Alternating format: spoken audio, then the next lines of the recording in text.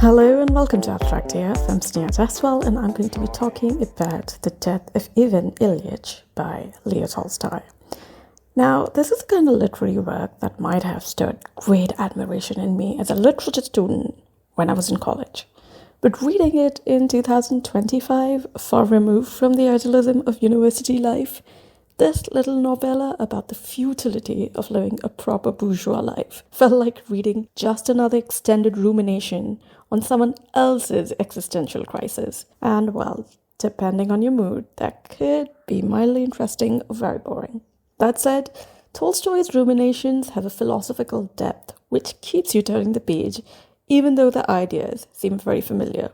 If you're in the blush of youth, in your early 20s or younger, it's the best time to read this book, rather than leaving it for later in life. Although perhaps it might have a different kind of resonance with older readers. Again, depending on their past readings.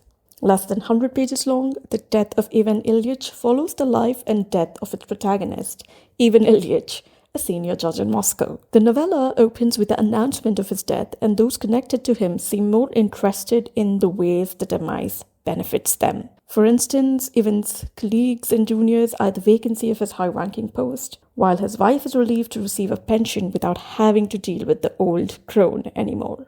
Only Ivan's young son, still in school, truly grieves his father's passing.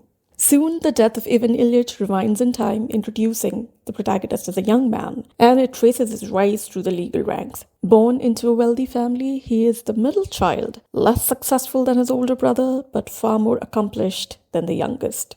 He lives as is expected of him, securing the right education, attaining the right job, and marrying the right woman, so that he can settle into the bourgeois life modeled by those around him. This is my first time reading Tolstoy, so his style reminded me a little of Fyodor Dostoevsky, a contemporary of his, although Tolstoy doesn't ramble or ruminate too much through his characters in the text, which could also be because this is a small novella. This book at its core is about a man with a chronic illness who fears his approaching death and realizes how pointless his perfect little life seems to be in retrospect. He despises his wife, Praskovia, a materialistic woman consumed by socializing and spending his money, although he himself is quite the same. To escape from his wife's nagging, Ivan immerses himself in work or card games with colleagues, maintaining the facade of a content domestic life, even convincing himself that everything is as it should be. But in his final days,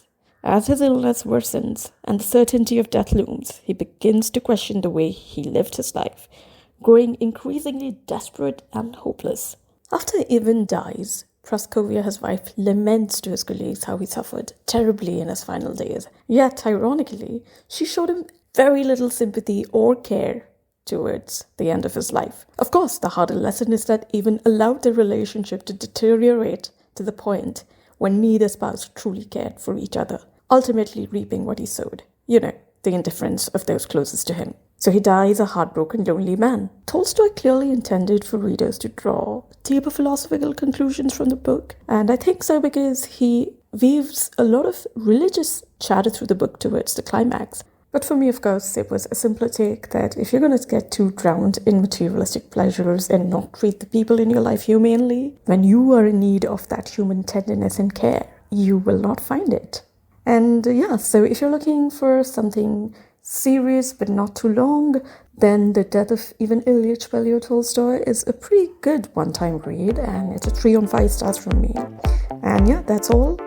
Talk to you the next time.